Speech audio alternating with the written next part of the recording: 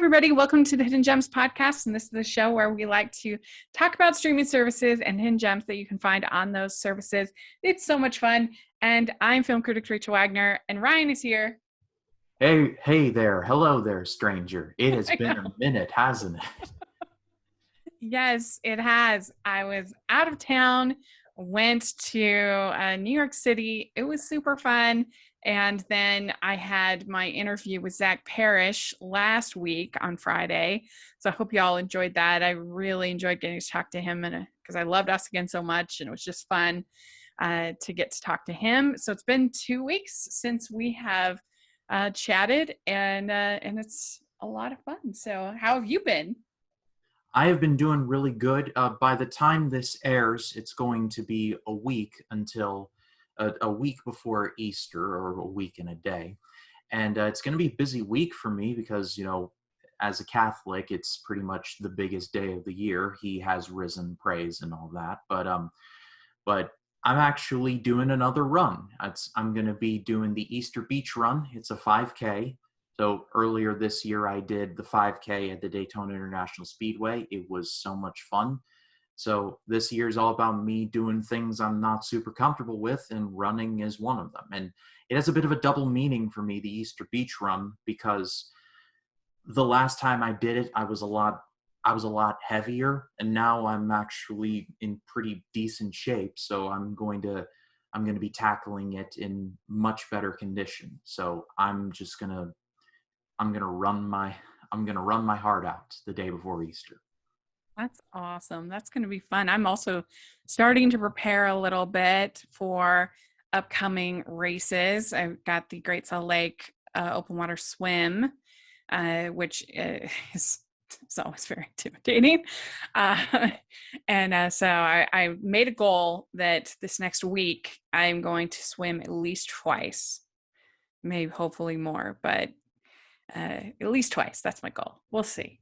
But hopefully I'm going to work hard. I'm going to try. It takes a lot of planning to actually get swims in sometimes. When it comes to swims like this, do you all swim to a point, turn around, and then come back, or is it like an actual course? It depends. We've done it both ways. We'll probably do a loop this time and we've done it the last few times because the water has been so low that it just hasn't been deep enough for us to do a straight shot 1 mile across. But if we have done straight shots before, so it kind of just depends what they do. For the Deer Creek swim, which is in August, it's always a loop. Well, that sounds great. I'll be rooting for you from far. Yeah. Hey, if you're coming in June, you can join in. Yeah. Well, June 12th. Actually, thinking about it, how was New York? I saw on your social media you went to see Phantom, which I'm jealous. I saw when I was younger. I've always wanted to go back. Yeah, it was so much fun. So I got there on Thursday my flight got in on Thursday around 4 o'clock, but they were kind of hesitant for us to get any tickets for Thursday night, just in case there was delays or whatever. And so I hadn't gotten anything, but then I got to the city. We made pretty good time. It was around 6 o'clock. And so I thought, well, I want to find something that's at 8 o'clock versus 7 o'clock, because 6 o'clock, getting there at 6 o'clock for a 7 o'clock show would be kind of rushed. And so I saw that Phantom was at 8 o'clock. And so I decided to go for it, and they still had seats. And I had a great time at Phantom. It was so much fun. The talent was incredible. The spectacle was just so great. And it really was very nostalgic for me, because the very first musical that I ever saw was with my grandma. She had given me the Christmas before a best of Andrew Lloyd Webber cassette tape. And I loved it, of course. And we went to see Phantom of the Opera in San Francisco, and that was just amazing. So it was very nostalgic for me. And it was also nostalgic because I went and saw the Music Man revival on my trip. And I had been with my grandma, and my cousin had been on a very special trip in 2000 when they did another revival of the Music Man with Craig Bierko and Rebecca Luker. And I saw it there with them. And so getting to see Music Man again was very emotional for me. It brought back a lot of memories. That was a lot of fun because they both passed now, my cousin and my grandma. So it was really neat to get to see it again. Yeah, my condolences for your losses on those, but I remember it was seeing Phantom for me was tied into a whole big thing where we were doing Broadway workshops all day, and so we had like a couple days for touristy stuff, but then the rest of the time we were like in these little holes in the wall in the city, and like in Gramercy, I think. I can't remember, but it was so much fun. Like as a theater kid, you were just like it was like we were in the promised land. Yeah. That's what it felt like. Yeah, it was, I agree. It was really fun. And I think that's the special thing about shows like Phantom is they've been there so long that at this point they have a lot of nostalgia and memories attached to them. So it was a great trip, very well planned I went with this group called Utah Theater Lovers, and we had meet the artists every day for the shows that we were seeing that day, which was really fun. We had a walking tour Broadway that was very well done. It was so cold, like freezing. The Monday that I was there, they had the coldest temperature in New York City since 1893 on that day. Dang, Yeah, it was so cold. this Florida boy could not handle that. No. No siree, Bob. Well, why don't you tell the folks listening what we are doing today? It's kind of a special episode of Hidden Gems. Well, 2 weeks ago, you gave me 5 of your picks to react. Now the script has been flipped. Excuse me. Now it's my turn to give you 5 of my picks for you to react to. And this time around, I think I may have went a little too hard, but I gotta give you credit. You watched all 5, and you're still standing. So I give you nothing but respect. And I keep telling you this. You're stronger than you realize. I know you're the queen of Hallmark, and God bless you, that's amazing. But like, I feel like if you take a walk on the wild side sometimes, you're into a lot more than you like to let on. Well, I feel like I know that I'm strong. I feel like everybody else pigeonholes me into a spot where I'm not strong because I'm Mormon, because I like Hallmark movies. Then they have this. I feel like sometimes people treat me like I'm a child, that I can only like nothing grown up at all, and I get kind of annoyed by that. And that's been one of the liberating things about covering Sex and the City with my friend Jax, that we have this show called City Girls Pod that we've been doing. And I think it's been very liberating to me to be able to be like covering everything basically. Because Yeah, I'm not a child.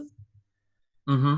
And not gonna lie, there are some dark stuff in like the Disney canon, like Hunchback of Yeah, Notre Dame. that's true. Wow, they go about as near to the knuckle as you could probably get. And Mm-hmm. the Hunchback of Notre Dame is inherently a dark story, but even for Disney, I was just watching it like, wow, Disney, like you remember you're a family company, lest we forget.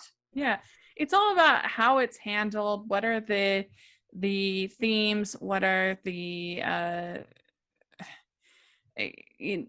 mean, there's a difference between something that tells a compelling story with compelling characters. I mean, are the characters, if it's sensuality, are the characters married? What are they? What is it trying to say? I don't know. To me, there's something different than just like 50 Shades of Grey or something like that.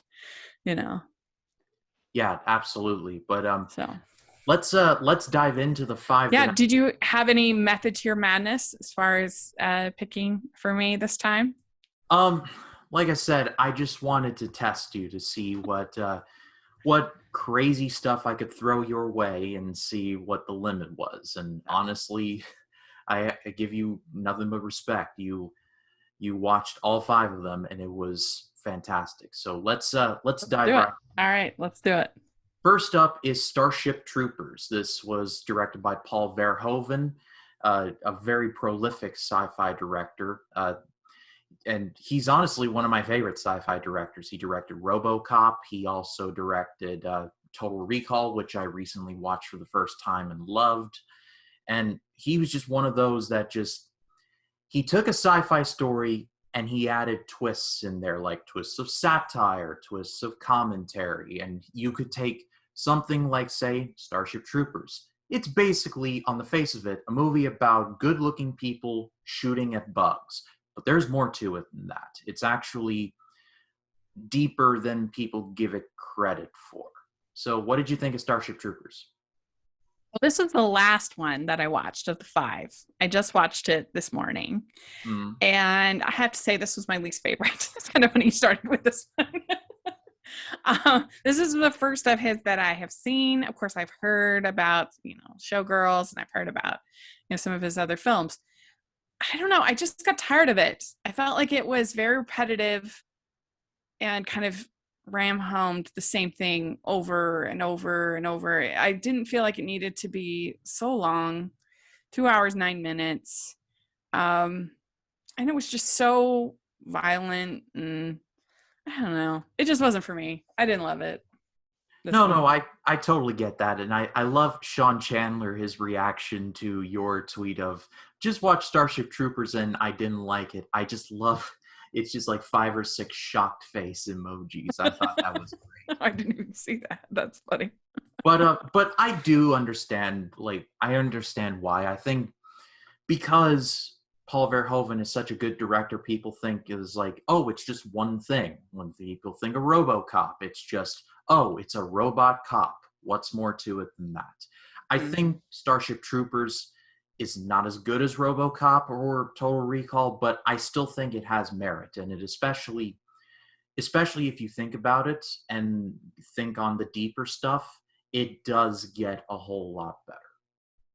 Yeah, I mean, my friend, critic Alonzo Duralde, he says, for me, it works best as a satire of wartime propaganda dressed as a contemporary sci-fi action adventure. But as always, your mileage may vary. And I understand all of that. I just felt like that was its one note, and it just playing that note over and over and over again. And I just got tired of it. I felt like it would have been like a robot chicken sketch, or you know what I mean, like something like that, like a little bit. It would have been fun, but at 2 hours 9 minutes, I don't know, just didn't have enough for me. Yeah, I didn't think it was funny. Well, it rings true for me. I love Casper Van Dien is in there. I like him. I always love seeing Michael Ironside in most of the things that he is in. He's a good, like, No Patrick Harris. Oh yeah, I did forget he is in there, and he's good in here as well. Yeah, I get the appeal, and I don't know. And I'm not a big bug person, so maybe that's part of it. Like, I'm not a big bug person. I'm also not a big bug person. I imagine the studio must have been like, hello, Campbell's, I'm going to need all of your split pea soup. Just do it. Yeah. Well, yeah, there were some really gross stuff. But anyway, next up I gave you... Where would it rank for you out of the 5? Oh, I give it at least a 4.5. No, I mean, how would you rank the 5 movies? Where would you put out of... Well, looking at my list, I think I would have to put it... I think I probably put it 3rd. Just the 3rd out of the 5 that I gave you. Well, anyway, let's move on now. All right. Let's move on now to Logan, which is a movie that you were going to watch anyway for your blind spot pick, but I guess my choice just gave you more impetus to watch it. It's been big upped. It's been praised nearly to death. So now that you've seen Logan, did you love it? I think it's a really good film. I do. Yes. I totally see why people like it. We got a live one, folks. We got a live one. It's very well made. It's probably not one I would ever watch again, just because it's just not the kind of movie that I typically, watch a lot.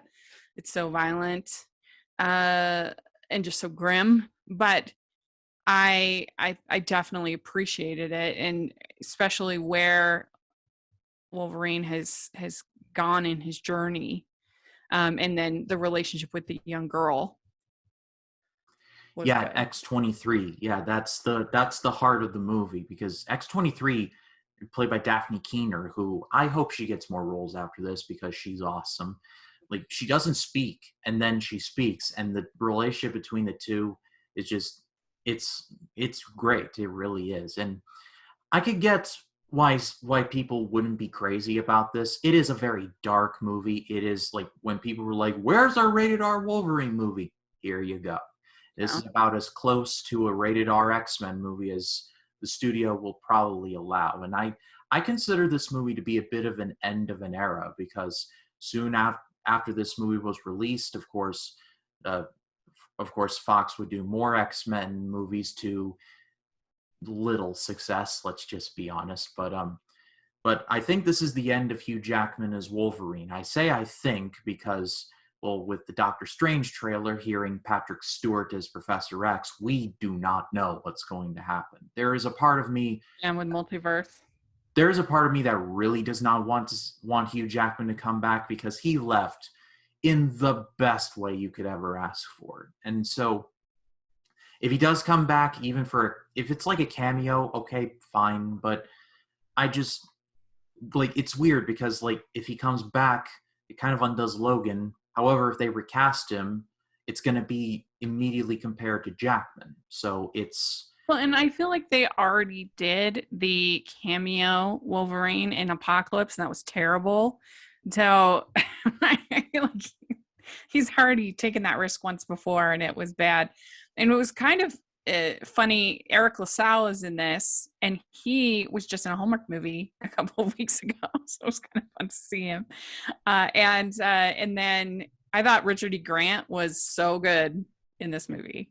yeah, he's great. It's his role is actually pretty limited, but I mean He was really good, I It's thought. Richard E. Grant, so of course he's good. Because But people it, were saying, "Oh, Patrick Stewart should have got nominated for Best Supporting Actor." I would say Richard E. Grant was better, even than I Patrick Stewart. I disagree slightly, but I do see where you're coming from on that. And I I thought was he was so good. Yeah. What did you think of? I was actually going to ask you what you thought of Patrick Stewart, and and Yeah, because I thought he was putting in some of his best work as Professor X because he goes from this dignified gentleman to like this old man, and it's so like sad to see, and it's especially sad because like when he does use his powers, it's so to the extreme that everyone just gets paralyzed. Like even Logan, who's impervious to pain, is like just struggling to try and get the professor to stop. And it's heavily implied in this world, at least, that Professor X did a really bad thing and like had a part in killing off the X-Men or in some form or fashion. It's never really fully explained, but it's yeah. dark stuff. Didn't even seem like Professor X to me. It just seemed like a totally different character than his character in like Days of Future Past. Well, it's going to be interesting because I mean they have his voice in the Doctor Strange trailer. He's clearly in it. So Yeah. it's going to be interesting to see what they do with him. I believe they're going to go the Immortals route and have like Professor X and Reed Richards. I'm calling it now, but it's going to be interesting to see what happens. And this was the one where it Excited. was like, all right, X-Men's going to take a new direction, and they did not. And then we got Was Dark Phoenix. Apocalypse after this or No, it was before? before this. It was I hated it. 2016. Logan was 2017. Okay. After this was Dark Phoenix, which I didn't love, but I thought it was just okay. But everybody despises this. And then there was the Deadpool movies. Actually, Deadpool came out the year before, and it was Deadpool 2, which I just don't like. No, I haven't seen. I technically haven't seen either of the Deadpool movies. I saw Once Upon a Deadpool, which was like the PG-13 whatever version, and I hated it. Of Deadpool 2.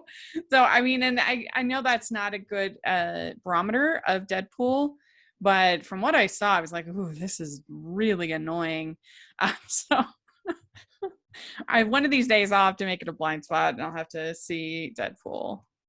Yeah, I definitely recommend it. It's very violent, but it is Yeah. also incredibly funny. but that'll be another story. At least Deadpool 2 I did not care for. Well, the version I saw of it. Yeah, if you're gonna see any version of it, watch the uncensored version. Don't watch like the PG-13 version, like with that weirdly parodies the Princess Bride for reasons. So lame. But anyway, let's move on to. So is Logan your number one if you were ranking these five?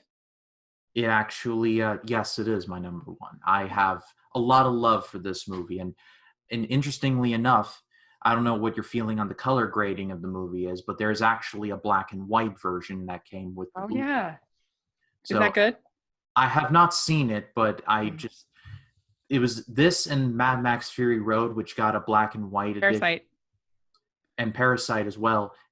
I don't know how to feel about that. I think I will see it one day, but it just feels like the color just adds to Logan, like it adds to Mad Max. So I'll watch it one day, but it just seems like a weird flex. But anyway, that'll be another It's story. kind of a fun idea, but yeah. It is a good idea, but then let's talk about. We need to talk about Kevin, and I should get this out of the way now. The whole Ezra Miller shenanigans have broken by the time this episode is aired, and just in case you all like get on my case, I gave Rachel an out. I told her if she wanted me to recommend something else, I absolutely would. And at first I was like, that. and at first I was like, should I consider? And I'm like, you know what? Just for experiments, let's see what happens. And I did not envision the whole Ezra Miller situation playing out, and so I just want everyone to know I gave Rachel the choice that if she wanted me to recommend something else, then she was more than happy to. I appreciate it. I do. Anyway. Yeah, this was probably one of the most stressful movies I've ever watched in my life. That's a completely accurate reaction right there. It's very well made, but it was like, oh my God. Yes, it's about this evil baby, evil child. The child is so bad. Ooh.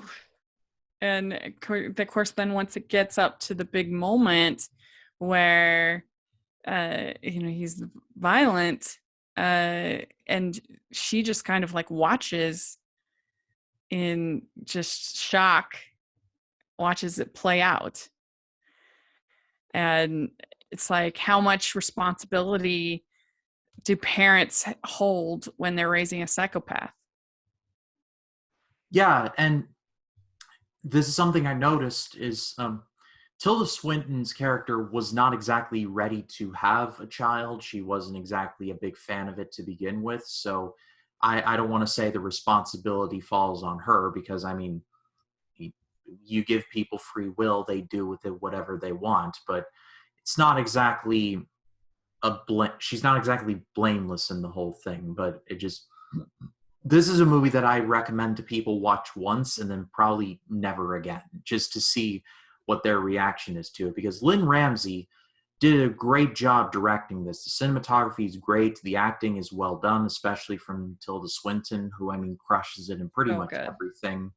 But yeah, this is one where people are like if they tell me, oh, I hated this, I totally get why. This is a tough watch. I remember I was actually sitting in this room when I watched it for the first time on my old computer, because I had just discovered what Hoopla was, and I found it, and I just watched Chris Stuckman's review of it, and I saw his review of it, and I was like, you know what?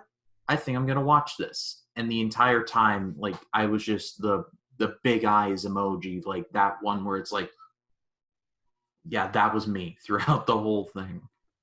Well, yeah, when I messaged you, I'd watched it. You're like, yeah, that's work. It's hard work. That's hard work. But what do you think? Do you think that she's responsible for this violent event? Do you hold her character responsible for this, or is this it's kind of a nurture versus nature debate of like, how much is she responsible for this child versus he is who he is from the beginning, from the time he's even a baby? That's a tough question because there are good points on both sides of that argument. I think in the movie itself, like I said, Tilda Swinton's character is not exactly enthused with the idea that she's pregnant, especially with John C. Reilly, who, God bless his soul, like his character is the only really redeemable person in this whole thing, which give him credit. But at the same time, it's like Tilda Swinton doesn't really do her character any favors, but at the same time, Ezra Miller's character is just a terrible person. So it's just like the two forces just doing this. They're both equally evil in their own unique ways. It's just evil in different designs, if that makes any sense at all. I mean, if they start out when they're a baby, there's nothing she can do about that. But I Yeah. don't think that that's actually accurate. Even people that are serial killers and psychopaths and stuff, like I don't think that that's just who they were, and they have no real agency, as you were saying earlier, that like no real agency about becoming a psychopath and becoming a serial killer. And they, I don't know, but there are definitely certain people that are maybe more likely to go down that route, unfortunately. Yeah, there's a channel that I subscribe to on YouTube called Biographics, and every so often the channel will cover a serial killer, someone like an Ed Gein or a John Wayne or Ted who, Bundy. Ted Bundy, yes, him. And there is a correlation between their childhoods and their eventual acts, and their childhood was not pretty. However, in We Need to Talk About Kevin, Tilda Swinton's not exactly the best mom in the world, but she does try to provide, so she at least is making an effort. So I don't think there's any way we can accurately answer the question of the whole nature versus nurture thing. I guess, in the words of Michael Caine from The Dark Knight, some men just want to watch the world burn. Well, and I felt bad for Celia. I think it's Celia or Silly, the little girl. I was like, keep Oh, her away. yeah, yeah, poor that poor little girl, really.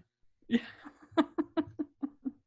Anyway, Uh, like I yeah, said, it's a really interesting film. I agree with you. This is not one I would ever want to watch again, and it was so stressful. Just like with each, starting with when he just won't stop crying. That alone like makes you so stressed, and her lack of sleep and the way he just watches her, and it's so creepy. it's like straight Damien from The Omen types. Yeah, I've never seen that, but I kept feeling that. But well, which one where would you put this one of the five? Oh, that was the hardest one. I think I would have to go four, just because, like I said, the quality is outstanding, but it's the content that is just continuously distressing, not just to me, but to clearly you and to a lot of people who have Yeah. seen this. And it is especially aged well considering the whole Ezra Miller situation, Yeah, that adds a layer of creepiness. It's true. which I won't be talking about here. It is well above my pay grade. I'm just saying that that DC has a decision to make, especially come around November time. But that's another conversation for another time. But anyway, let's move on to, I guess, something a little more lighthearted, even though it's sort of not. It's Bernie. This is directed by Richard Linklater, who, I mean, we all know who he is. And Rachel, you actually just you actually just watched one of Linklater's films. Sorry, you just froze for a bit for me. Oh, I did. Yeah, just when you were about something a little bit lighter. Oh, I'll start over. Okay. So, Yeah. three, two. Well, anyway, let's move on to something a little lighter. Question mark. This is Bernie. This was directed by Richard Linklater. We all know who he is. He actually has a movie out, Apollo 10 and a half. So I've been meaning to watch that, but Rachel, I know you were really high on that. So good. I loved it. Yeah. It doesn't have a ton of plot. So people that they get annoyed about that, won't like it. But I just thought it was so lovely. I really enjoyed it. Anyway, Very nostalgic. what did you think about Bernie? So Bernie, this was a very weird movie. Yeah. I did it. I liked it. I enjoyed it, but it was extremely strange. I mean, everything about it was kind of weird, and I couldn't tell whether Linklater was criticizing all the townspeople for the fact that they still liked Bernie, or he was making fun of them, mocking Yeah, them. Kind of maybe a little both. it does seem like a little bit of both because Shirley MacLaine's character in the movie is, well, not exactly a good person. It's just Bernie is so nice to everyone that it's in his nature to be that way, but I guess even the nice ones, even they have their limits. Yeah, and I do think there's something about people that are sort of nice to older people like that you don't see it that often, unfortunately, and people can forgive a lot of for someone that's seemingly kind, at least, and that can lead to some troubles, and that's definitely what you have here. Is I mean, he claims that he was kind of manipulated, controlled by this woman, but that seems hard to believe when, I mean, he's a when she's an older woman. It seems like he could just leave at any time. But I don't know. What do you think of it? I quite enjoy this one. Yeah. I I haven't seen all of Linklater's movies. I do need to get on top of that, but it is one of my favorites that I have seen of him. I love Jack Black. I mean, Jack Black is just, he just seems like a quality human being, like just in general, just in acting wise. I forgot that Shirley MacLaine was in this, and I was like, oh, wait. And it was like after I recommended it to you, I was like, oh, crap, Shirley MacLaine is in this, and I know that she loves her. It's going to be interesting to see what she thinks of her. But she's played a curmudgeon before in like Steel Magnolias and other films, so it's not totally kind of outside of her character. And then there's Matthew McConaughey, who basically plays himself, but it's always nice to see him. And it's nice that he and Linklater are getting back together. I believe they did Dazed and Confused together. If memory Dazed and Confused. Yeah, well, oh, Matthew McConaughey. Yeah. Sorry, I was thinking Jack Black. Yeah, Matthew McConaughey is in Dazed and Confused. That's when he says, "All right, all right, all right." That's followed him for the rest of his life. Yeah. Let's just be honest. What did you buy it though that he had no, like no choice, that she was controlling him and manipulating him like he claimed? I mean, he willingly entered the relationship. He could find a way to willingly exit the relationship. So I find it hard to believe. However, like I said, I think it's weird. Like it's not a case of one side is clearly right and one side is clearly wrong. Even though Bernie did a bad thing, it's nuanced. It's complex. Why do you think people liked him so much? Like I said, he was the nicest guy. He treated everyone with respect, even though he was a mortician, a very rough job. I know a mortician, and it's like preparing dead bodies. I mean, yeesh. So like just treating everybody like with the respect that they deserve.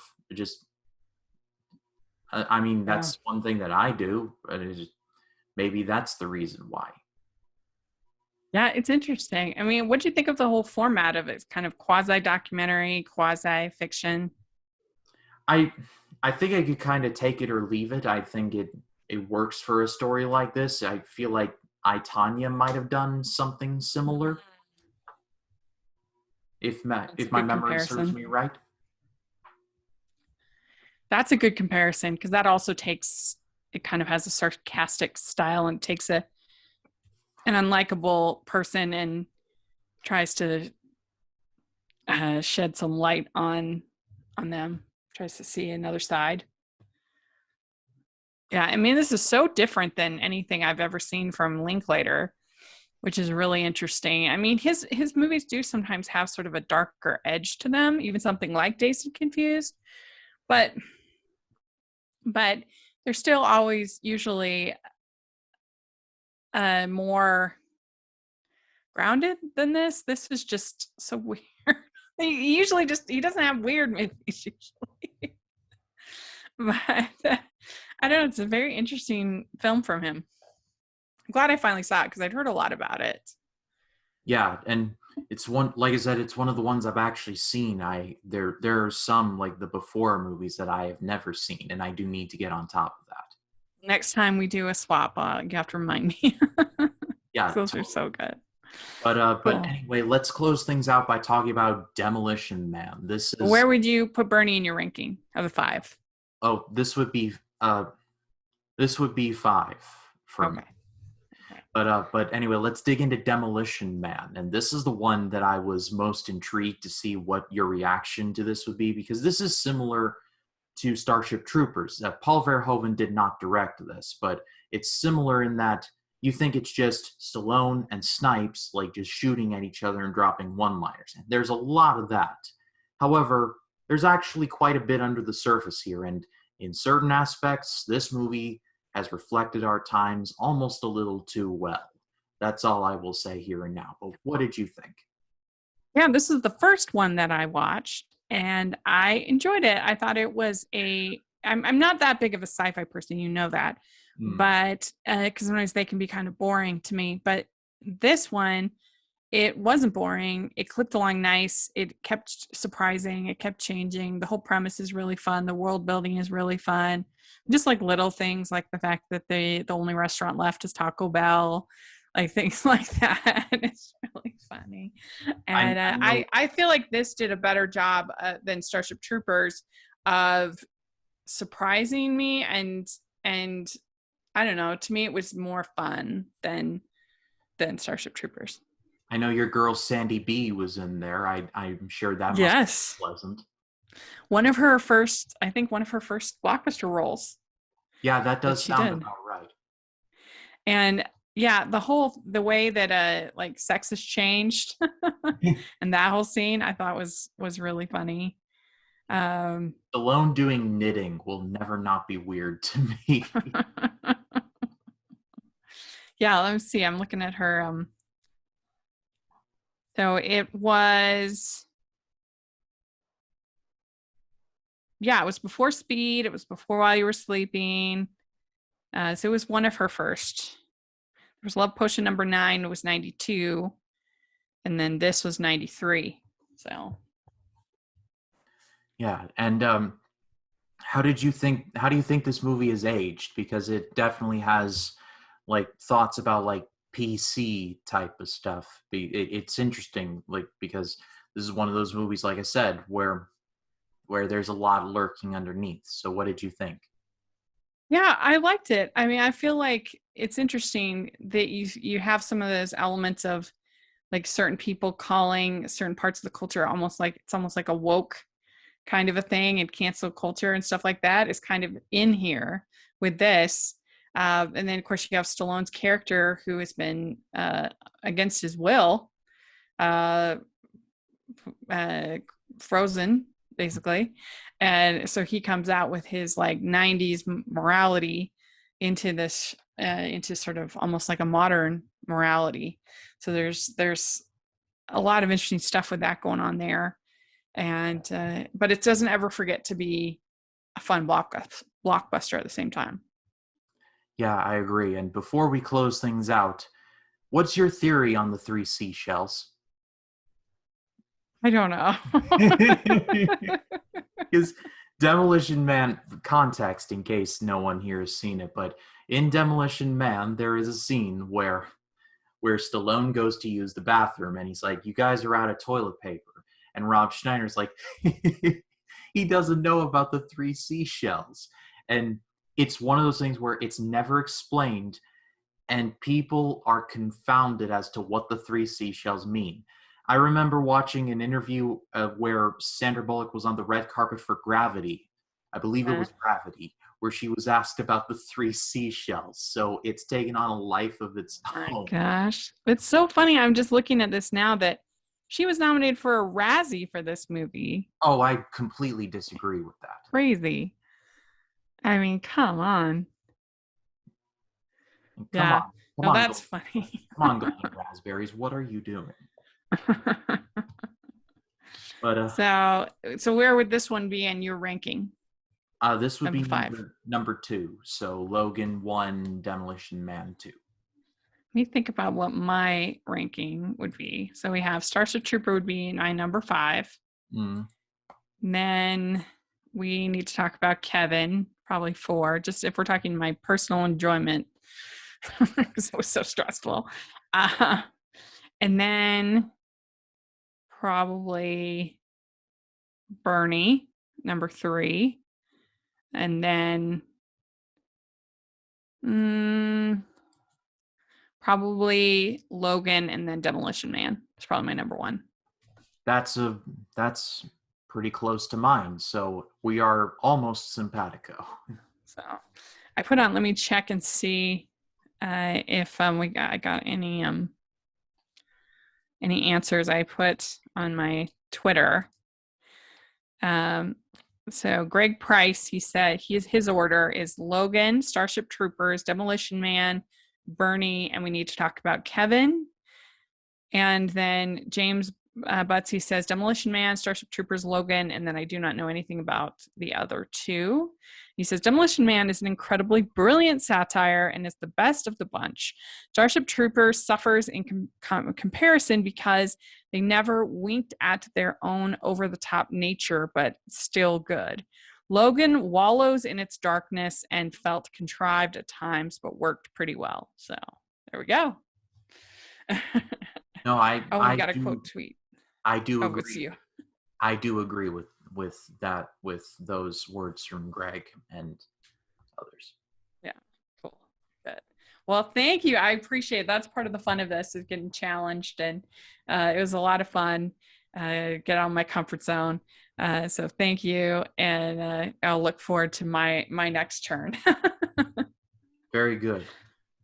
So if you're listening, let us know what you think of these 5 films, how you would rank them, if you've seen them. We would love to hear your thoughts in the comments or on Twitter. And Ryan, where can people find you? They can find me on Facebook, Twitter, Instagram, and Letterboxd at RyanCam20. There's, of course, my YouTube channel, which is just called Ryan Cam. By the time this episode drops, I will have dropped my Twilight Zone vlog for the Christmas special, The Night of the Meek, which is one of the Twilight Zone's very best episodes. And that's going to be fun to talk about. Jacob and I are going to be dropping Life in the Movies on Wednesday. Going to be talking about Easter movies. And speaking of Easter, Rachel is going to be joining me on a video for Easter Sunday. We're going to be talking about the Chronicles of Narnia, The Lion, the Witch, and the Wardrobe. So that's going to be quite a bit of fun. And I'll be covering a couple of new releases. I believe coming to me is, let me look at the board.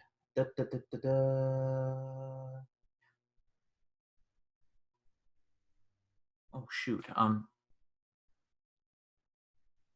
I just had a brain fart. Hang on. I'll edit this.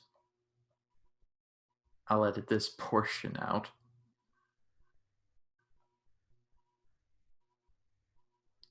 Oh, that's it. And I'll be talking about Fantastic Beasts: The Secrets of Dumbledore when it comes out. I'm not looking forward to it. I've heard good things, but these Fantastic Beasts movies have just not really been doing it for me. So if you haven't checked me out, please do. Yeah, I also definitely follow. It's so much fun. And you can follow me at Rachel's Reviews, all over social media, iTunes, YouTube, and on Rotten Tomatoes. So you can check out all of our Hidden Gems episodes in the description. I'll have a link. I would love for you to take a look. And if you have any suggestions of what you'd like us to talk about, which streaming service or that you'd like to talk about next, we'd love to hear about that. And you make sure to also follow me on Hallmarkies Podcast. Got lots of fun stuff going on over there. Had a very, very good month of Hallmark movies. So we got a lot of good coverage going on over at Hallmarkies Podcast. So check that out. And thanks so much, everybody. We'll talk to you all later. Bye, everyone. Bye.